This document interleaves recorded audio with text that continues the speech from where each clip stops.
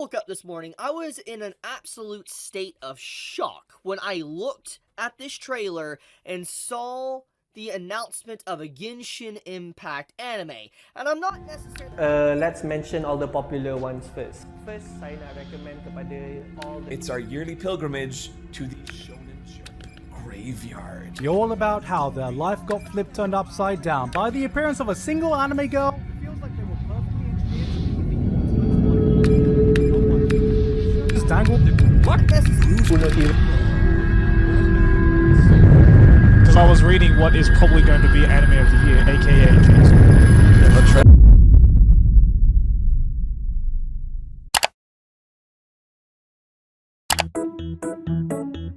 Over the last couple of years, the word tourist has become an increasingly frequent term to be used by anime fans, primarily those on Twitter. For those of you who are unaware, the word itself has become a word to describe a specific type of anime viewer, aka the ones who are not watching anime because of their love for Japanese cartoons, but are instead watching it to hop on a bandwagon due to anime slowly making its way into the mainstream as the years went by. These people typically only watch the latest, easily digestible big shonen series that literally everyone is talking about, like My Hero Academia, Demon Slayer, and Attack on Titan, and they rarely ever go out of their way to watch anything else from any other genre except for a few popular exceptions like Spy X Family and Mushoku Tensei. In short, they're not really fans of anime as a whole. They're unfamiliar with tropes that have been around this medium for literal decades, and instead of getting accustomed to them, they instead demand changes to literally anything that makes them uncomfortable. It's equivalent to that one annoying kid who nobody wants to hang out with but demands to be included, and then when you actually do decide to invite them to something, they spend the entire time complaining. While I do admittedly share the same hatred for these sort of fans and do think they deserve to be made fun of, the problem I have with the community is that they immediately put the tourist label on anyone with anything slightly non-positive to say about anime. Essentially, the term has gone from being a light jab to a specific group and instead has become a fallback insult to try and brush away all forms of criticism. So, just for the sake of not giving the Anitards any sort of leverage to brush me off, I want to briefly go over my rather long history and my overall relationship with anime, because I've got quite a few harsh things to say about the community and the medium as a whole, and I don't want anyone to make the mistake in thinking I'm one of these so-called tourists. My journey with anime began at the ripe age of 4 years old, when my parents thought it would be a good idea to put on Doraemon and Crayon Shin-chan to keep me occupied. About a year later, I moved on to a few more seemingly kid-friendly shows like Pokemon, Digimon, and Detective Conan, before I eventually fell down to the Shonen Jump rabbit hole, and well, there was no going back from there.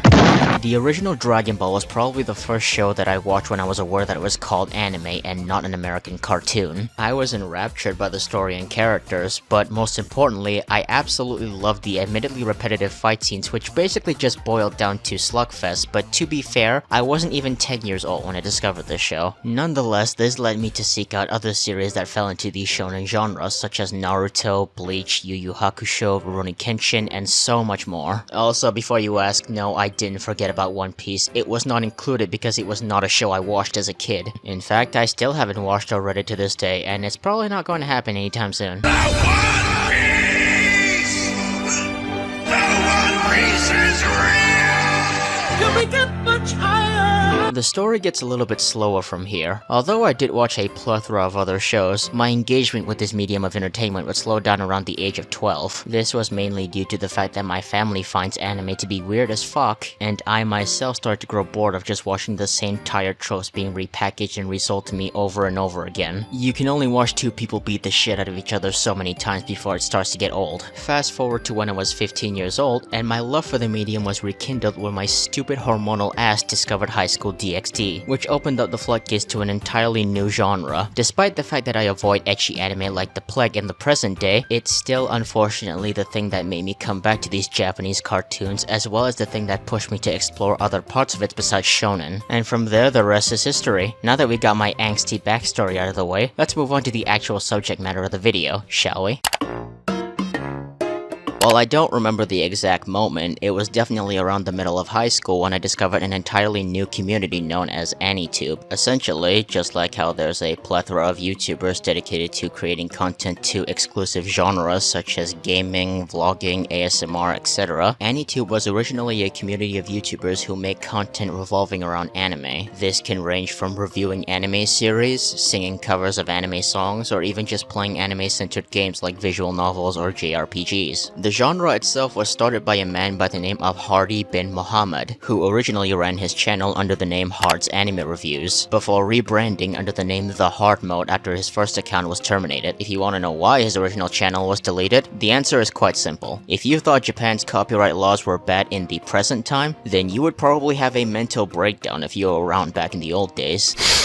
I'm legitimately pissed right now, dude. I am so fucking upset, it's not funny. Oh my. I digress. Hart's videos were very simple and amateurish, as was the case for most content posted on YouTube back then. The first ever review on his channel is something I like to call an AMV style review. Essentially, it was a 2.5-minute video where he played a song over screenshots of the anime Vampire Hunter D Bloodlust, while giving his opinion on the show in the form of text on the screen. However, he would immediately discard this format with his next upload, which was a review of Azumanga Daioh. This time, instead of our ears being blasted with a song, we're instead greeted by the face of a greasy man filming himself with a shitty webcam in his bedroom. Also, instead of screenshots, he plays actual full clips from the show to illustrate his points during his reviews. This structure of video making, although executed rather poorly on his end, was actually a pretty functional format and will later be adopted by many big creators to this day. Hart would continue to make videos for a few more years, still sticking to mostly anime reviews while occasionally talking about video games and movies. Unfortunately, his time on YouTube would come to an abrupt end in 2014 when he made the decision to quit due to burnout, copyright issues, and just life in general becoming a much bigger priority for him. Aside from Hart though, another channel that came after him was one by the name of Lens Cap Production, ran by a man by the name of Eric Trey Sessler, otherwise known as Mr. Anime. Trey was a film enthusiast who created his channel in 2006 where he talked about the Japanese cartoons that we now refer to as anime. While he did take inspiration from Hart's format of filming himself while occasionally playing clips from the show he was talking about, he actually seemed to write coherent scripts for his videos and even added a few skits from time to time. However, his career would come to an end a few years later in 2012, following an incident where he did something horrible. The 22-year-old is now in jail under $5 million bond and a suicide watch.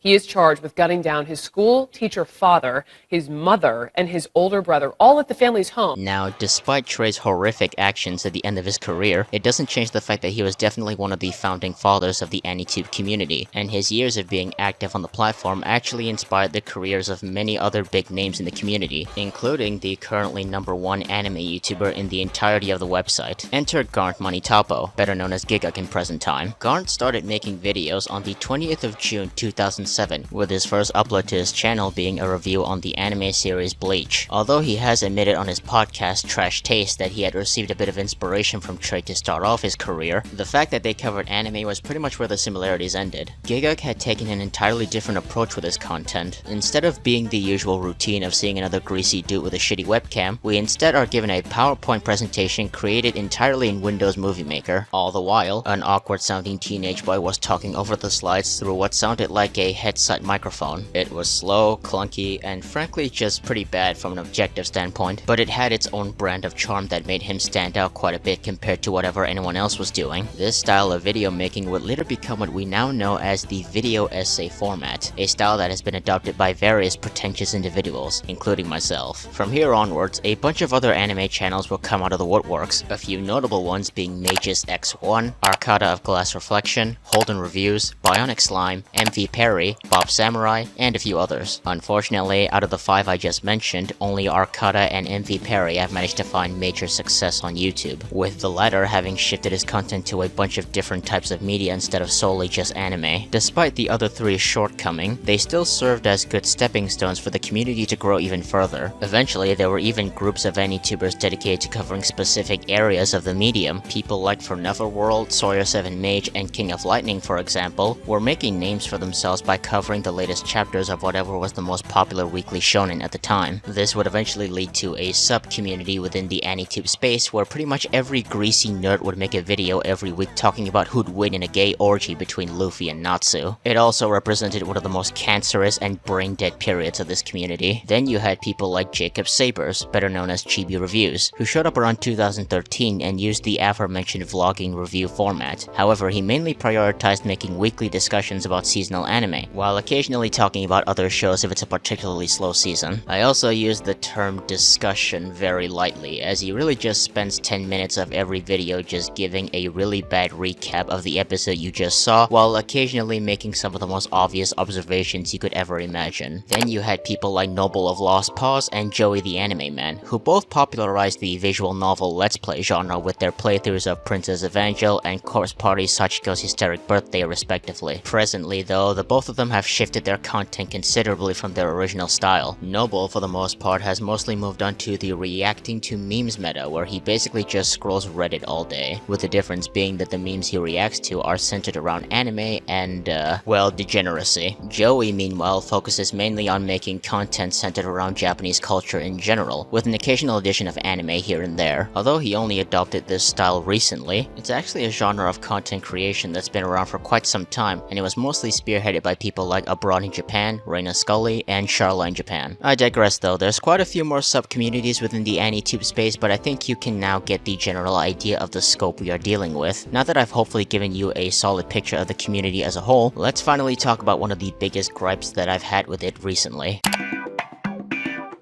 Alright, here's what you gotta understand. Despite most of the big creators in this genre having rather loyal followings, this particular niche of content creation remained relatively ignored to the general public, leaving the community at a rather modest size for a good number of years. While there were definitely a few that were able to stand out and gain a wider audience, the people who made anime-centered videos usually only kept to themselves and rarely ever interacted with anyone outside of their community. In fact, it's actually pretty normal for Anitubers who received mainstream success to eventually abandon that sort of content in favor of catering to whatever gets them on the algorithm better. Nox, Taku, and CDawgVa are actually pretty good examples of this. During the early days of his time on YouTube, Nox actually used to make videos solely on the topic of anime, starting with sarcastic anime trailers, top 10s, as well as full-on series and character analysis. As for CDawgVa, he used to make a bunch of voice impression videos centered around anime, primarily Black Butler. However, despite the two of them building their careers through this medium, nowadays, their content is much different from how they started. Nox, for the most part, has completely shifted to making videos revolving around interactions with other content creators and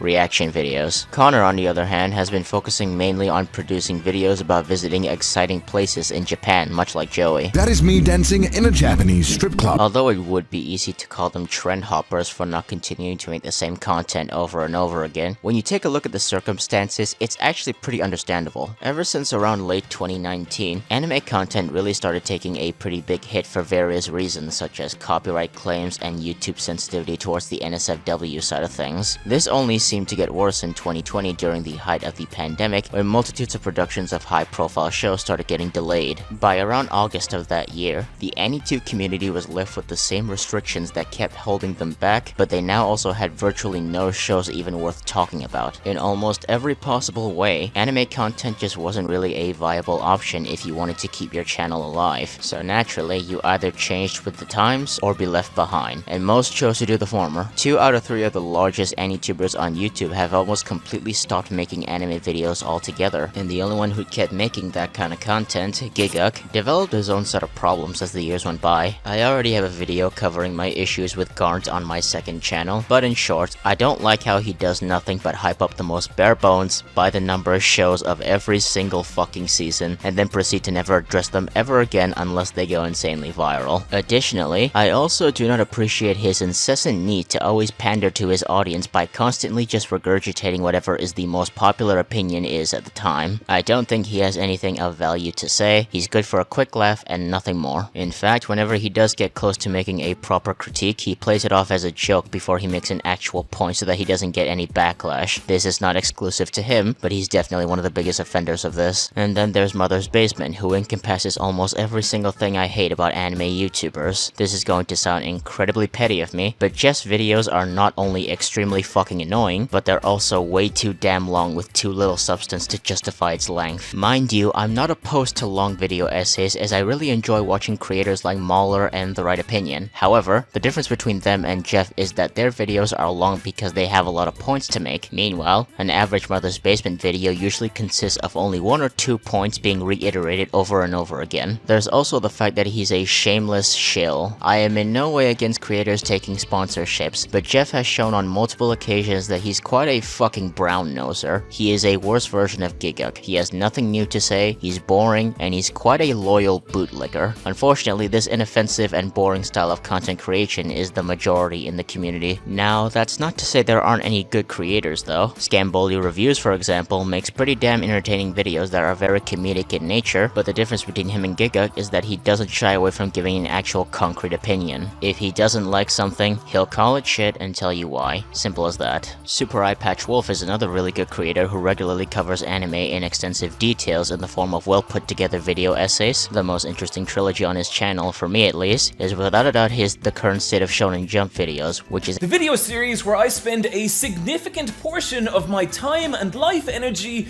dissecting and analyzing what is essentially a magazine made for children. Then there's channels like Aox and Glass Reflections, who usually make mostly spoiler-free anime reviews that don't go into too much detail but still gives you a good idea on what the show would be offering you, which makes it easy to decide if it's a waste of my time or not. One uploads more than the other, but they both aren't exactly that consistent with their upload schedules. That said, it's usually always a treat when I see their stuff pop up. I guess my main problem is that guys like these good creators that I mentioned are a dime a dozen in this community. Right now, we've basically fully recovered from the anime drought that was 2020, and now it's much more profitable again to be talking about these Japanese cartoons, and there's been no shortage of people trying to cash in on that. The main issue though is that there's absolutely no sense of fucking variety. Nowadays, when I discover a pretty sizable channel, I'm usually greeted with the same basic, piss-poor review you could possibly imagine. Sure, the editing and production value might be top-notch, but the script is more often than not incredibly bland and lacking any sort of individuality. The way I see it, everybody wants to talk about anime, but nobody has anything actually interesting to say about it. It's either that, or they're too afraid to really say their true feelings because anime fans have a tendency to go completely feral the moment you say anything slightly negative about whoever the current season's waifu is. I can't count the number of times I've clicked off a video halfway through because I realized the dude was not going to say anything of substance. Their points basically boiled down to, the characters are good, the themes are very interesting, the writing is very great. Basically every empty statement in the book that can literally be said about any fucking show in existence due to their inability to elaborate on a damn point. On the other hand, if they're not making basic ass statements, they're usually analyzing every single fucking pencil stroke and making up deep messages that just aren't there. And that's really the kicker with this community. You're either a brain-dead retard with no media literacy whatsoever, or you're a pretentious loser who's reading too much into everything because you think it makes you look smart. It's very rare to find someone who's able to strike that perfect balance of good analysis skills, but not to the point of going too far off the deep end. I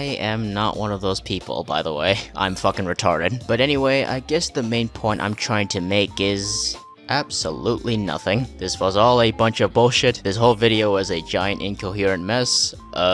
Check out my podcast. Bye.